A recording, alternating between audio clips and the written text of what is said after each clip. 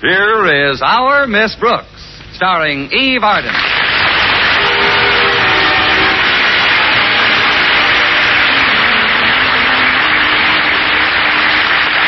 It's time once again for another comedy episode of Our Miss Brooks, under the direction of Al Lewis.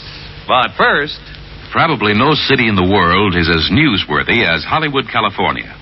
How often have you seen headlines that read, "Movie star does so-and-so," or "Hollywood hero in nightclub brawl"? If it happened to anyone else in any other town, it wouldn't get more than a few lines on page 10. But from Hollywood, it's front-page news. Our soldiers overseas are in about the same spot as movie stars. Attention is focused on them constantly. If one serviceman gets out of line, he's taken as a sample of the entire American Army. But we're grateful that the percentage is small. Most of our fellows know that a big part of their job is to build up goodwill between ourselves and other people. But the few who do get into serious trouble make it a lot tougher for the majority who are trying to do a good job. Our servicemen are doing a lot to correct false ideas about America, and they're on the spot. Just like a Hollywood star, the Klieg lights are burning, the cameras are rolling, and the whole world is watching to see how they act. Remember, a country is known by its people. What people think of your country depends on you.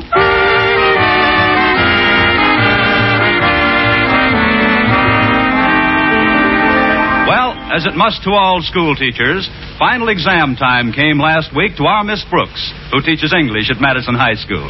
That's why Friday morning found me in the dinette for an early and hurried breakfast. My landlady was most cooperative. My fruit juice, Mrs. Davis? Fruit juice, Connie. Cereal? Cereal. Toast? Toast. Coffee? Coffee.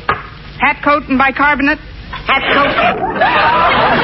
Oh, now, stop teasing, Connie. You don't have to rush like this. I suppose you're right, Mrs. Davis. I did get the test finished last night. At least it finished to my satisfaction. Now, if our beloved principal likes it, everything's okay. How's Mr. Conklin been lately? His temper, I mean. Well, for the past week, he's only been semi-apoplectic. Honestly, he's so autocratic sometimes. Oh, that must be Walter Denton. I'll get it. It's pretty early for Walter, isn't it? He's been getting up on time lately to hear a new program. Some disc jockey called Out of the World Oscar. Excuse me, Mrs. Davis. Hold on to your beanie, Jazz Mad. I'm coming. Good morning, Miss Brooks. Mr. Conklin. Oh, come in, sir. May I, May you take my beanie? No, Miss Brooks. I don't want the propellers dented. I'm sorry. I thought it was Walter Denton at the door. I was just finishing breakfast, Mr. Conklin. Would you care for a cup of coffee or something? I could do with a cup, thank you, Miss Brooks. Come on into the dinette. Mrs. Davis will be surprised to see you, Mr. Conklin. You haven't stopped by in quite a while. Mrs. Davis, look who's here. Well, Osgood Conklin. Good morning, Margaret. Mr. Conklin says he could do with a cup of coffee, Mrs. Davis. I'll heat some up in a jiffy. Just make yourself comfortable. How about a slice of toast with your coffee? I could do with a slice of toast, yes. Do some toast while you're doing the coffee, Mrs. Davis. Sit right down here, Mr. Conklin. Thank you. Miss Brooks, this is not to be construed as a social call. I was on my way to the engravers nearby and decided to kill two birds with one stone. Mrs. Davis and me? Very amusing. Miss Brooks, you have probably forgotten that this is the time of year when some fortunate student receives the highest honor Madison has to offer, the coveted Silver Loving Cup, so thoughtfully provided by our school's beloved founder, Yoda Critch. Say, it is getting pretty close to Critch time, isn't it? This award, affording added incentive to all students, has always been presented to that pupil who exhibits superior aptitude in mastering that glorious linguistic infant, that heterogeneous hybrid of sundry tongues, the English language. Now then, Miss Brooks, do you recognize my problem? Of course. How to get those words on a cup without having most of them slop over into the saucer.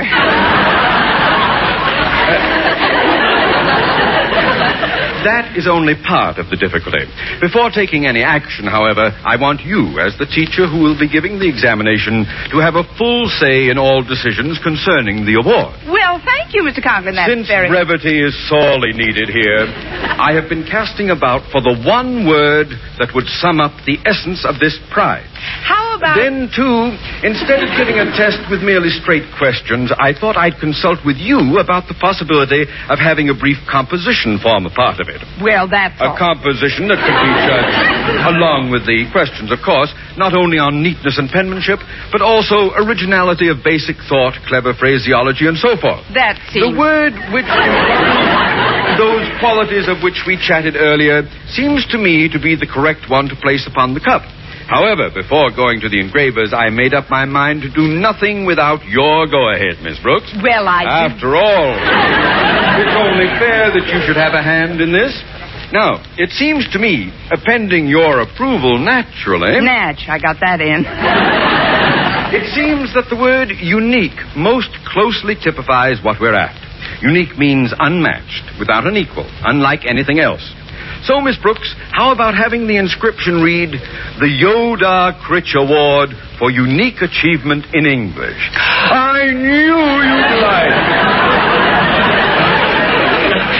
Then the matter is closed. Here's your toast and coffee, Osgood. Oh, thank you. Well, we certainly accomplished a lot while you were in the kitchen, Margaret. Yes, indeed. Just shows you what can be done when Mr. Conklin and I put his head together. It's teamwork that counts, a spirit of cooperation. Oh, that must be Walter now. Excuse me. Greetings, oh, fairest of all possible English teachers. Well, good morning, most observant of all possible pupils. Come on in, Walter. You see before you a bearer of cheerful tidings. You are hereby invited to a party tonight. Oh, thanks, Walter. I have some tidings for you, too. Come on into the dinette. Okay, Miss Brooks.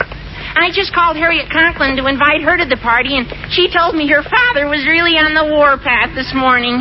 He couldn't find one of his socks or something. And not now, Walter.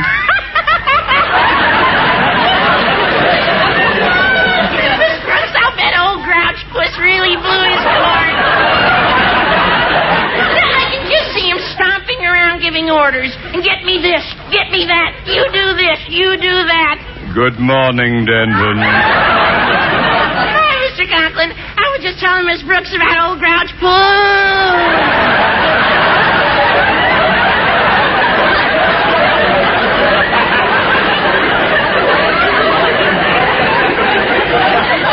Stop trying to crawl into my coffee cup, Walter. You're making waves. Can I get you something, Walter? Cup of coffee, glass of milk? Shot of arsenic? I'll be running along now. But what about your toast, Osgood? Aren't you going to eat it? I seem to have lost my appetite. I'll see you to the door, Mr. Conklin. Don't bother. I'll let myself out, Miss Brooks. Goodbye, Osgood. Goodbye, Margaret. Goodbye, Mr. Conklin, sir.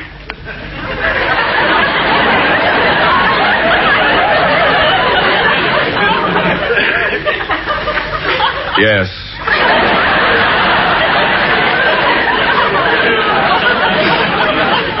And to think I wanted a boy.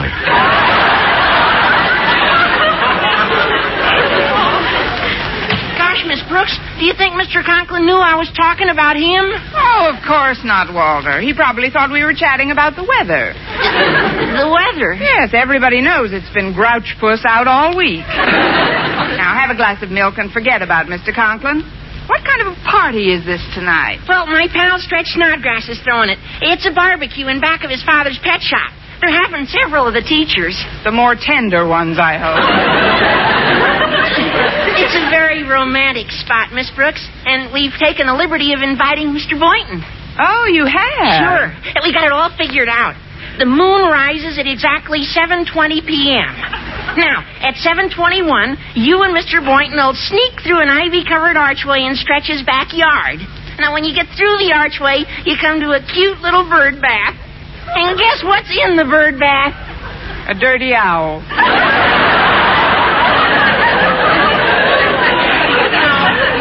No, Miss Brooks, It's a pair of Mr. Snodgrass's prize lovebirds. Now, what do you think Mr. Boynton will do when he sees those lovebirds in the bird bath? Well, if I know Mr. Boynton, he'll close his eyes and hand them a towel.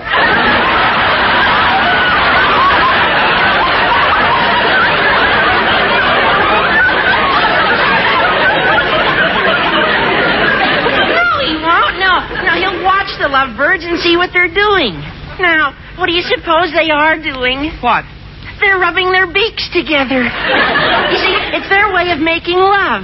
And with Mr. Boynton standing right there with you, well, you know the old expression, monkey see, monkey do. Monkey see, monkey do? Sure. Well, don't just sit there. Hand me a banana and let's get going.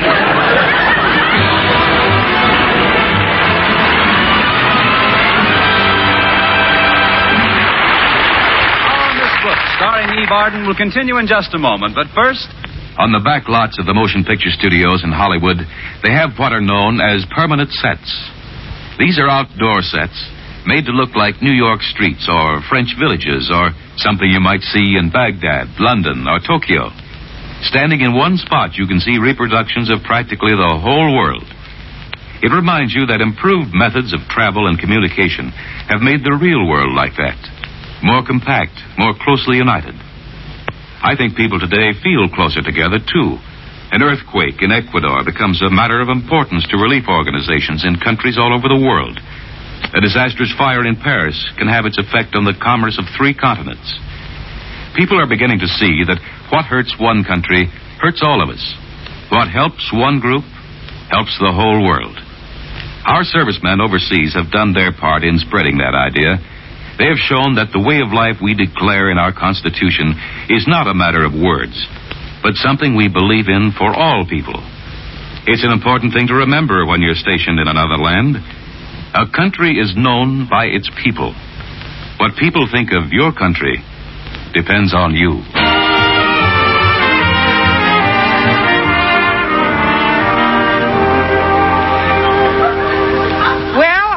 At school a few minutes before it was time for my first class. So I decided to give Mr. Boynton an opportunity to invite me personally to Stretch's barbecue. As I entered the biology laboratory, Mr. Boynton rose from his desk. Oh, hello, Miss Brooks. We don't have too much time to chat, Mr. Boynton, so I'd better get right down to beating around the bush. Have you made any plans for after school? Oh, yes, Miss Brooks, I have. This afternoon, I've got a heavy date.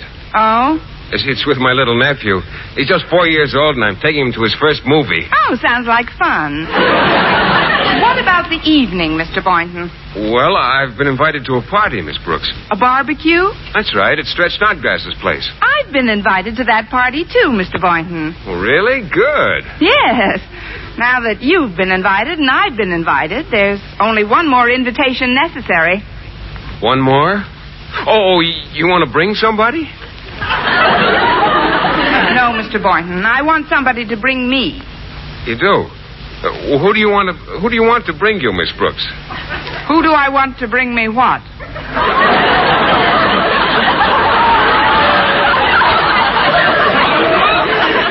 What? Oh, skip it. I'll see you later. I've got to get into my first class now. Well, just a minute, Miss Brooks. If you weren't kidding about wanting somebody to take you to the party, how about going with me tonight? I'm sorry, Mr. Boynton. I couldn't possibly. Why not? I'm going with you. That ought to confuse him nicely. Some enchanted evening, I will... Excuse me, Miss Brooks. I didn't notice that you weren't looking where you were going. No, that's all right, Stretch. I have a very forgiving nature. How's Madison's star athlete feeling this lovely, sunny, pre-barbecue day? Well, physically I feel okay, Miss Brooks, but mentally... Say no more, Stretch. As your English teacher for these many years, I'm well aware of your scholastic deficiencies, so let's not talk shop. How are plans coming along for the party tonight? Well, that's what I feel so punk about, Miss Brooks. I'm afraid there ain't going to be no party. Please, Stretch, there isn't going to be any party. You know about it already, huh? Know about what, Stretch?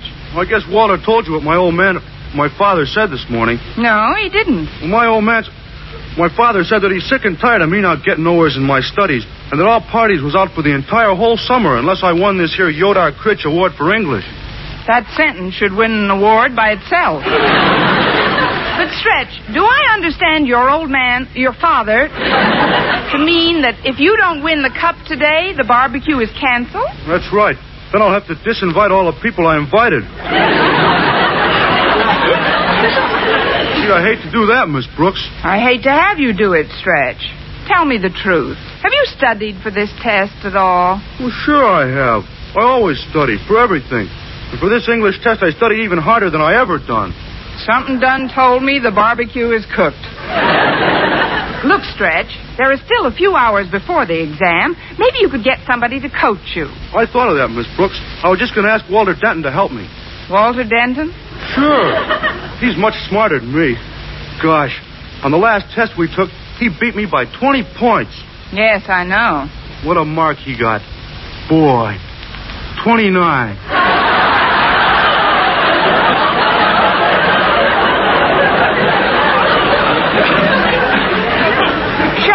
What some last-minute cramming can do. But I don't think Walter's the ideal tutor for you, Stretch. Now, if Harriet Conklin would give you some pointers, you'd be... Wait a minute. Isn't that the happy couple going into my class? Sure, those are them.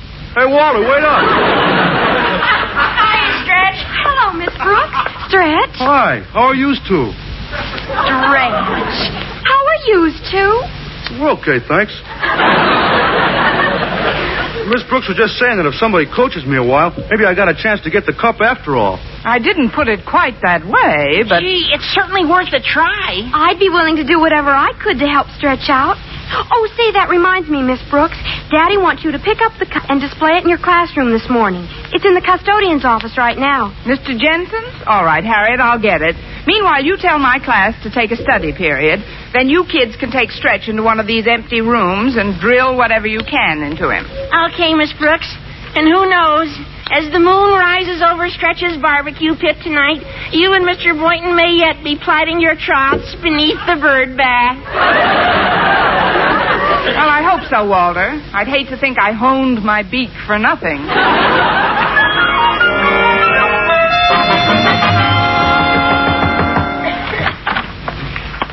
Mr. Jensen, may I come in, Mr. Jensen? You are in, Miss Brooks. Well, yes, I guess I am. You rapped on my door before entering, it's true. But then you failed to wait so much as a split second before opening it and entering upon the premises. Hence, your query falls into the classification of a purely rhetorical question. Maybe I'd better go out and come in again.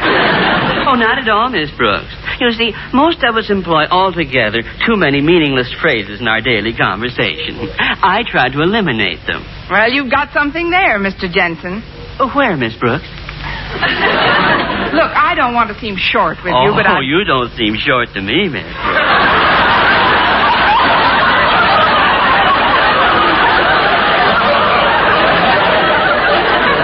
In fact, you're a nice-sized woman. Thank you. And a pretty one, too, if I may say so. Who's stopping you? That is, I'd like to tell you what brought me here. I know the answer to that one. The stork. That's the sort of small joke, isn't it?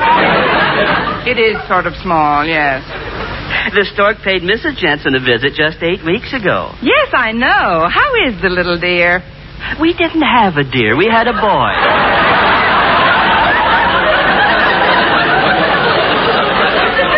Yet I play with him every night when I go home. He holds his head up all by himself. You must have very strong hands.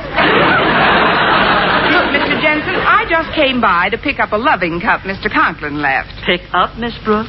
You can't possibly pick anything up unless it's beneath you. And the cup of which you speak is standing on that shelf right over your head. All right, Mr. Jensen. Then if you don't mind, and even if you do, I'll pick down the loving cup and blow.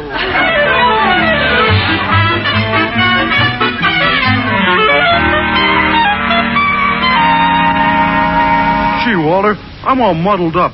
I even forget what Harriet said was an adverb. I'll never win that cup. Oh, don't be a quitter, Stretch. You want to have that big barbecue party, don't you? sure, more than anything. But I'm just no good at English. Everything you tell me goes in both of my ears and out the other. Stretch, you only have 2 ears. See, I'm no good at arithmetic either. Hello, kids. How's it coming? Oh, I'm afraid we haven't been much help, Miss Brooks. No, he's more confused than ever. Looks like it's up to you to pull Stretch through. Well, I'll try, but there isn't much time left.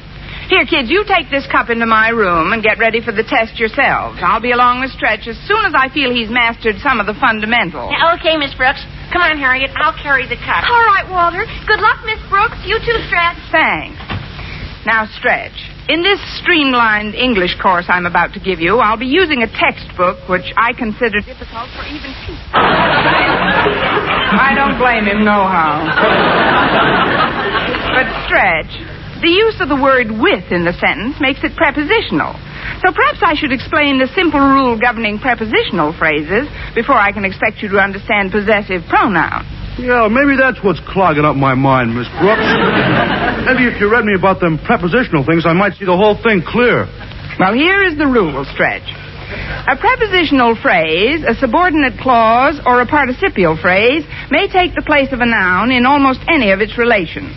Thus, the sentence, "For him to use the society's money was dishonest," affords us a case in which an infinitive, to use, serving as a noun, the object of the preposition for, as a verb takes a subject in him and an object in money, and the whole unites to form the subject of the verb was and is qualified by the adjective dishonest.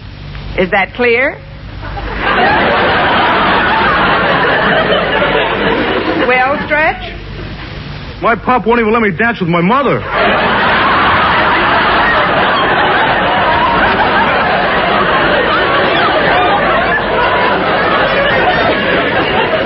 And so we wave a reluctant farewell to the prepositional phrase and plunge headlong into the subjunctive mood.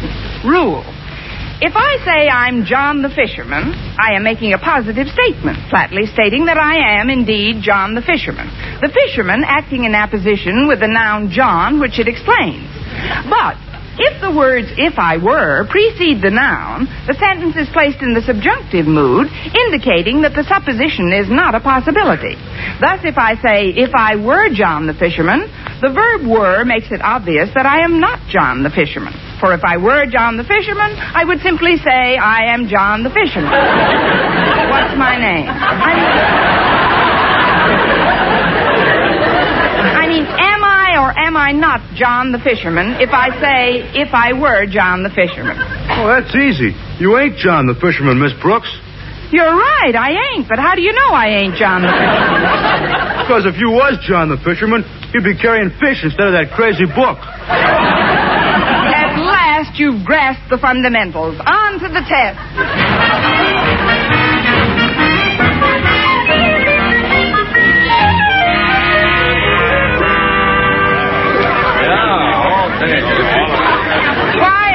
Quiet, please. Come to order, class. Now, before revealing the winner of the Yodar Critch Award for unique achievement in English, I should like to introduce the two gentlemen at my desk. On my right, Madison's popular biology teacher who assisted me in marking the test papers, Mr. Philip Boynton. Thank you, students. And on my left, Madison High's beloved principal, Mr. Conklin. Thank you, Harriet. Students, I am as eager as any of you to learn the identity of the lucky pupil who has won this coveted cup. Miss Brooks, would you kindly make the announcement? Yes, sir. The winner is Stretch Snodgrass. Huh?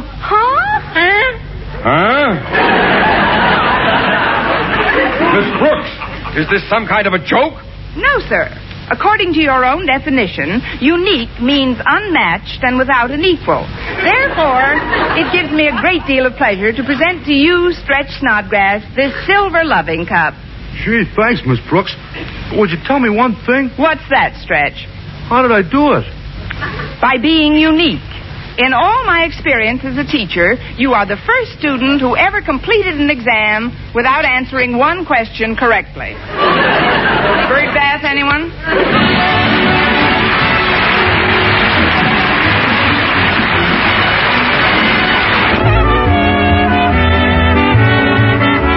Our Miss Brooks, starring Eve Arden, was produced and directed by Larry Burns, written by Arthur Alsberg and Al Lewis, with the music of Lud Bluskin. Mr. Conklin was played by Gail Gordon. This program came to you from the Frankfurt studios of the American Forces Network Europe and was prepared for rebroadcast over this network by specialist Ed Barron.